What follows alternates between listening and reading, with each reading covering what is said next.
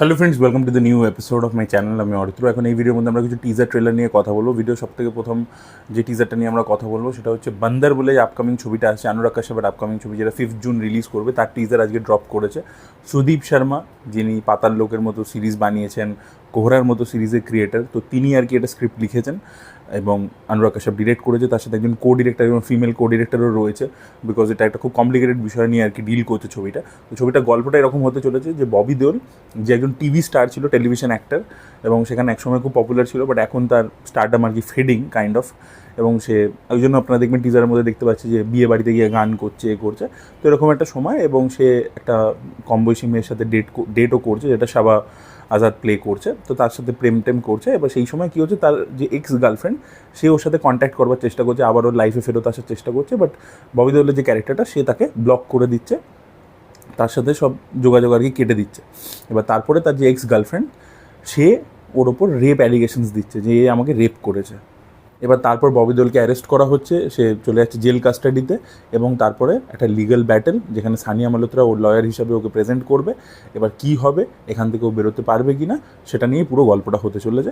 আমাদেরকে জাস্ট একটা গ্লিমস দেখিয়েছে। এই ছবিটা সবথেকে বড় ব্যাপার হচ্ছে, এই ছবিটার মধ্যে প্রায় প্রত্যেকটা স্টেট থেকে একটা না একটা অ্যাক্টার রয়েছে। বলিউড থেকে ববি দেওল রয়েছে, শাবা আজাদ রয়েছে, সানিয়া মালহোত্রা রয়েছে, অন্যদিকে বাংলা থেকে ঋদ্ধি সেন রয়েছে, তারপরে রাজবি শেট্টিকে আমরা দেখতে পাচ্ছি, যোজু জর্জ রয়েছে ছবির মধ্যে। তো হিউজ একটা স্টার কাস্ট রয়েছে, সুকান্ত গোয়েল রয়েছে, প্রচুর ভালো ভালো অ্যাক্টার্সরা রয়েছে, এবং সাউথ নর্থ সব জায়গা থেকে মিলিয়ে মিশিয়ে রয়েছে আর কি। তো এটা একটা কাস্টিংটা খুব ভালো।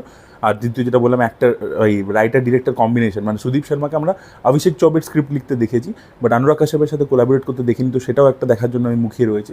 আর এখানে একটা কাইন্ড অফ সেলিব্রিটি কালচার দেখানো হবে, বাট যেটা সিনেমাতে দেখবেন সবসময় টপ স্টারদের সেলিব্রিটি কালচারই দেখানো হয়, বাট এটা খুব রিয়েলভাবে আর কি জিনিসটাকে দেখানো হবে। এবং একটা সম্পূর্ণ অন্য ইন্ডাস্ট্রি, টিভি ইন্ডাস্ট্রি, সেখানকার স্টারডাম কীরকম হয় এবং সেটা রিয়েলিটিতে কীরকম হয়। সুদীপ শর্মার ছবি মানেই সে যে স্ক্রিপ্ট লিখে সেখানে একটা রিয়েলিটি থাকে, তো সেটা থাকতে চলেছে।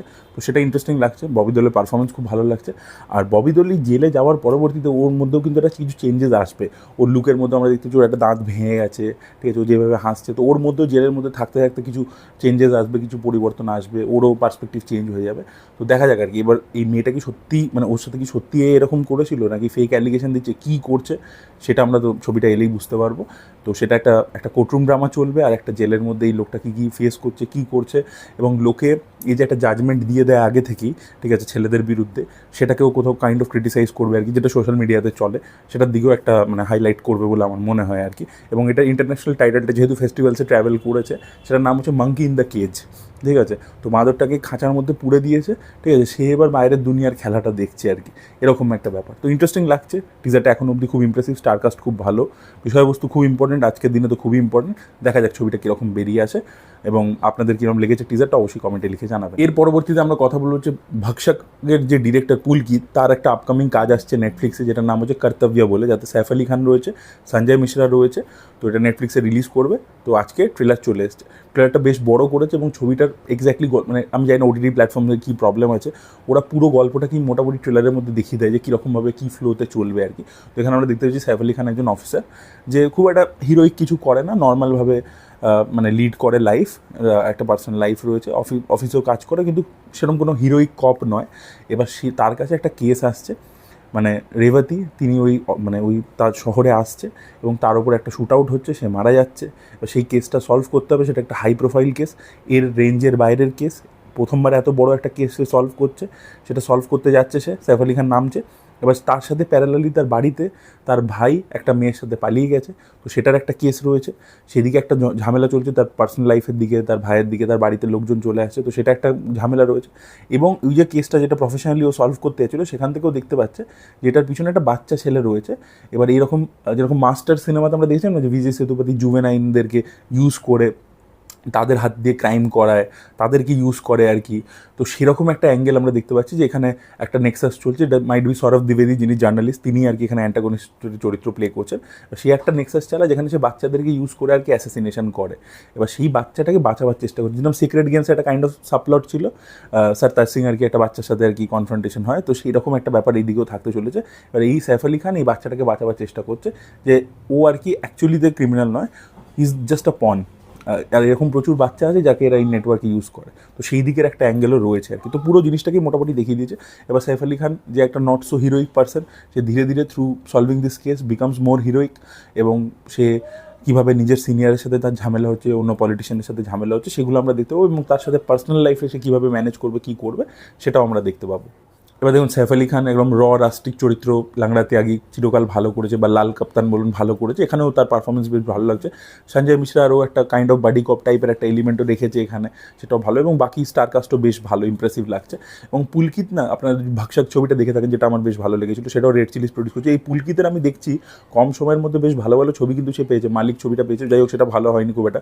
রেড চিলিজের সাথে অনেকগুলো ছবি হয়ে গেল, ব্যাক টু ব্যাক কিন্তু পুলকিত কিন্তু খুব কম ইন্টারভেলসের মধ্যেই কিন্তু ব্যাক টু ব্যাক প্রচুর কাজ করছে আর কি, ঠিক আছে। মানে সেইভাবে মানে ডিরেক্টর সামনে আসে না, লাইমলাইট, তাকে নিয়ে প্রচুর কথা হচ্ছে না, বাট তার কিন্তু হাতে কাজ প্রচুর রয়েছে। এবং দেখলাম রেড চিলিজের সাথে তো ব্যাক টু ব্যাক, বাক্সাকটাও আর কি রেড চিলিজই প্রডিউস করেছিল, এটাও রেড চিলিজ প্রডিউস করেছে, তো ব্যাক টু ব্যাক কাজ করছে। এবং পুলকিতের আমি বাক্সাকে যেটা দেখেছিলাম, মানে যেটা পজিটিভ পয়েন্ট, সেটা হচ্ছে যে রিয়েল গল্প খুব ভাবে দেখানো, সেই পোর্ট্রেলটা খুব ভালো করতে পারে। তো সেটা কিন্তু সেই এজি ব্যাপারটা কিন্তু এটার মধ্যেও আছে আর কি, একদম আর কি পুরো জিনিসটা। এবং তার মধ্যে যে অ্যাক্টার্সদেরকে নিয়েছে তারা খুব ভালো পারফরমেন্স, খুব ভালো দিচ্ছে। তবে ট্রেলার লেভেলে গল্পটা এতটা গিভঅ্যাওয়ে করে দেওয়া উচিত হয়নি। সিনেমাটা দেখার সময়, যেহেতু ওটা ওয়েব ফিল্ম, দেখার সময় যে মজাটা, সেই সারপ্রাইজেসগুলো চলে যায় কোথাও গিয়ে। তো দেখা যাক, রেড চিলিজের আগেও ববি দেওলকে নিয়ে লাভ হোস্টেল বলে যেটা প্রডিউস করেছিল, ববি দেওল ছিল, সানিয়া মালহোত্রা ছিল, সেটাও খুব ছিল, সেটাও আমার বেশ ভালো লেগেছিলো। অনেকদিন আগে, বেশ কিছু বছর আগে এসেছিলো ZEE5 সেটাও ইমপ্রেসিভ ছিল। তো দেখা যাক এই কাজটা আর কি কীরকম বেরিয়ে আসে। ট্রেলার দেখে ইমপ্রেসিভই লাগছে আর কি, পুরো ওভারঅল যে ট্রিটমেন্ট বা ইত্যাদি সব কিছু বেশ ভালো লাগছে। আপনাদের কীরকম লেগেছে অবশ্যই কমেন্টে লিখে জানাবেন। আর ইভিল ডেড বার্ন, তার ট্রেলার চলে এসছে। এই টিজারটা আমি দেখেছিলাম, টিজারটা সেইভাবে রিভিউ করা হয়নি, আমার আলাদা করে ভিডিওর মধ্যে কথা বলা হয়নি, টিজারটাও ব্যাপক ছিল। তো ট্রেলারটাতে আমরা যেটা দেখতে পাচ্ছি, এখানে বেসিক্যালি সিনেমার মধ্যে যে সিকোয়েন্সেসগুলো থাকতে চলেছে তার প্রত্যেকটা স্ন্যাপশট আমাদেরকে দিয়েছে, এবং গোল লেভেলটাকে নেক্সট লেভেলে নিয়ে গেছে। তো এখানে যেটা গল্পটা হতে চলেছে, আমার যেটা মনে হলো দেখে, যে একজন মহিলা, তার হাজব্যান্ড মারা গেছে, এবার সে মানে কিছু দিন আর কি কাটানোর জন্য তাদের হয়তো যে মানে শ্বশুরবাড়ি, যে ওখানে আমেরিকাতে তো লোকে আলাদা আলাদা থাকে, হাজব্যান্ড ওয়াইফ ধরুন আলাদা থাকে, তো শ্বশুরবাড়ির সাথে কয়েকটা দিন কাটাতে গেছে, মানে শ্বশুর শাশুড়ি তাদের সাথে, মানে হাজব্যান্ডের বোন ভাই তাদের সবার সাথে কটা দিন কাটাতে, ওদের হয়তো একটা কোনো পৈতৃক বাড়ি আছে কোনো জঙ্গলের মাঝে বা কোথাও, তো সেখানে ওরা গেছে। এবং আপনারা জানেন ইউএসের মধ্যে পপুলেশন খুব কম, জায়গা অনেক বেশি, ল্যান্ড স্পেস, তো ফাঁকা ফাঁকা জায়গা প্রচুর থাকে, তো সেরকম একটা জায়গায় সে গেছে। এবার এই বাড়িটাতে যাওয়ার পরবর্তীতে ওদের কাছে, আপনারা ইভিল ডেডে জানেন যে ওই বইটা হাতে আসবে, সেই বইটা ওরা রিড আউট করছে, এবং সেখানে ওরা বারবার এই যে প্রেয়ার্স করছে যে আমরা আমাদের ছেলে যেখানেই থাকুক, তার আত্মা ভালো থাকুক, তার সাথে যাতে আমরা রিউনাইট করতে পারি কাইন্ড অফ। তো এবার আর কি ভূতরা চলে আসছে, যে তোমাদেরকে রিউনাইট করাচ্ছে তোমার ছেলের সাথে, এবং সেখান থেকে একটার পর একটা আর কি ব্রুটাল সিকোয়েন্সেস আমরা দেখতে পাচ্ছি, যেটা ইভিল ডেডের আর কি মানে এক এক টাইপের ইনোভেটিভ আর কি সিকোয়েন্সেস, সেগুলো দেখতে পাচ্ছি। তো সেই প্রত্যেকটা সিকোয়েন্স ট্রেলারের মধ্যে যেভাবে দেখিয়েছে, সেটা হচ্ছে মোমবাতির ওয়্যাক্সটাকে খেয়ে নিচ্ছে, বা একটা ধরুন যেটা সিন আছে, এরকম ঝুপ করলেও পড়ে গেল কয়েকটা কাঁটার উপরে, এবং তারপরে ওর উপরে শুয়ে পড়ছে, ঠিক আছে, ও পুরো কাঁটার মধ্যে ঢুকে যাচ্ছে। ওই সিকোয়েন্সেসগুলো প্রত্যেকটাই কিন্তু খুবই ইনোভেটিভ লাগছে, খুবই মানে বোন চিলিং আর কি। সেটার মধ্যে ব্যাপার আছে যে ট্রিটমেন্টটা, তার যে প্রস্থেটিক বলুন, ভিএফএক্স বলুন, পুরো যে জিনিসটাকে যেভাবে দেখাচ্ছে, ঠিক আছে। এবং বাকি ট্রেলারেও প্রচুর ফাস্ট কাটসে প্রচুর সিকোয়েন্সেস দেখিয়েছে আর কি, সে অ্যানিমালস ঝাঁপিয়ে পড়া থেকে শুরু করে, ঠিক আছে, নানান রকমের সিকোয়েন্সেস রয়েছে এটার মধ্যে, যেগুলো প্রত্যেকটাই দেখে কিন্তু খুব ইমপ্রেসিভ লাগছে। তো সিনেমার মধ্যে কিন্তু প্রত্যেকটা সিকোয়েন্স কিন্তু খুব ইনোভেটিভলি আসতে চলেছে আর কি, সেটা আর কি প্রমিস করছে। আমার তো বেশ ইমপ্রেসিভ লেগেছে ট্রেলারটা, আমার খুবই ইন্টারেস্টিং লেগেছে, যে আমি এটা হলে গিয়ে দেখবো, আমি ট্রেলারটা দেখি আর কি, সেই ভাইবটা দিয়েছে আর কি। তো ওভারঅল আমার ইভিল ডেড ট্রেলার, মানে ইভিল ডেড বার্নের ট্রেলারটা খুবই ভালো লেগেছে। টিজারটাও খুব ইমপ্রেসিভ ছিল আর কি, একটা বাড়ির মধ্যে মানে একটা সিকোয়েন্সের মাঝখান থেকে দেখাচ্ছিল যে মেয়েটা পালাচ্ছে, দেখছে বাড়ির মধ্যে কী কী হচ্ছে, এখান থেকে ভূত ঢুকছে, ওখান থেকে ভূত ঢুকছে, মানে ওই সিকোয়েন্সটাও হেভি ছিল, টিজারটাও খুব ইমপ্রেসিভ ছিল, এটাও কিন্তু খুবই ইমপ্রেসিভ হয়েছে। আপনাদের কীরকম লেগেছে অবশ্যই কমেন্টে লিখে জানাবেন। আচ্ছা, সালমান খান যে ছবিটা বামসির সাথে করছে, যে নয়নতারাকে আমরা দেখতে পেতে চলেছি, তার একটা স্কেডিউল তো হয়ে গেছে, এই আপডেটসগুলো তো আপনাদেরকে দিয়েছিলাম। এবার এই ছবির টাইটেল কী হবে, তারা তো একটা ভিডিও ড্রপ করে আর কি টাইটেলটা জানাবে। তো শোনা যাচ্ছে মাইট বি টাইটেলটা হতে পারে মেসেঞ্জার বলে, দ্য মেসেঞ্জার বলে নাকি নাম হতে পারে ছবিটা। এবার এই টাইটেলটা আমার একটু অদ্ভুত লাগছে আর কি, সেই বাবা রাম রহিমের ছবি বেরিয়েছিল, মেসেঞ্জার অফ গড, MSG, মানে সেরকম টাইপের আর কি ভাইব দিচ্ছে। দ্য মেসেঞ্জার, এটা কীরকম টাইপের নাম আর কি, আমার একটু অদ্ভুতই লাগছে। বাট এরকমই একটা আপডেট উঠে আসছে, আশা করবো অন্য কিছুও হতে পারে, দেখা যাক সেটা সামনের দিনে যখন আসবে সামনে, তখনই আমরা জানতে পারবো। তো আপনাদের এই টাইটেলটা কীরকম লেগেছে অবশ্যই কমেন্টে লিখে জানাবেন। আর লাস্ট আমরা এই ভিডিওর মধ্যে কথা বললাম দ্য সাইলেন্ট সেভিয়ার গভর্নর বলে যে একটা কাজ আসছে আর কি, একটা সিনেমা আসছে, যাতে মনোজ বাজপেয়ী রয়েছে। আদার শর্মা রয়েছে, ছবিটাকে প্রডিউস করেছে বিপুল অমৃতলাল শাহ এবং ছবিটাকে ডিরেক্ট করেছে চিন্ময় মান্ডলেকর, অ্যাক্টর, আপনার প্রত্যেকেই জানেন মারাঠি অ্যাক্টর, খুব পপুলার। ইনি মনোজ বাজপেয়ীকে নিয়ে ইন্সপেক্টর জিন্দে বলে একটা কাজ করেছিলেন নেটফ্লিক্সে, যেটা খুব একটা ভালো আমার লাগেনি, বাট এবার তারা করছে একটা ইম্পর্টেন্ট সাবজেক্ট নিয়ে। তো এটা 90s একটা পিরিয়ড যেখানে ইন্ডিয়া আর কি একটা ফিনান্সিয়াল ক্রাইসিসের মধ্যে দিয়ে গো থ্রু করছে, চারিদিক সব কিছু ফেল করে গেছে, এবং সেখানে মনোজ বাজপেয়ী এই জিনিসটা 1 বছর আগে থেকে প্রেডিক্ট করে দিয়েছিল। তার কিন্তু প্রায় কোনো এক্সপিরিয়েন্স নেই ইকোনমিক্সের ব্যাপারে, এর ব্যাপারে। তো তাকে হঠাৎ করে একটা মানে সুপারিশি পোস্টিংয়ে তাকে পাঠানো হচ্ছে আরবিআইয়ের গভর্নর করে। এবার সে কি যে পুরো সিচুয়েশনটাকে আছে, যে একটা ফিনান্সিয়াল ক্রাইসিসের মধ্যে দিয়ে দেশ যাচ্ছে, সেটাকে সলভ করতে পারবে, পুরো দেশকে বাঁচাতে পারবে, সেটা নিয়ে গল্পটা আর কি। তো ফিনান্সিয়াল স্ক্যামস বলুন, ফিনান্সিয়াল এরকম এই ধরনের ছবি একটা পয়েন্ট অফ দি ইন্ডিয়াতে হতো না, লোকে বুঝতে পারতো না আর কি। বাট তারপরে স্ক্যামের মতো শো হয়েছে, সেখান থেকে কিন্তু এগুলো ধীরে ধীরে পপুলার হচ্ছে, এবং আমরা দেখেছি মেন স্ট্রিমের মধ্যে লাকি ভাস্করের মতো কাজ হয়েছে তেলেগুতে, এবং সেটা সাকসেসফুলও হয়েছে, সেটাও লোকে প্রচুর দেখেছে ওটিটি প্ল্যাটফর্মসে আসার পরে।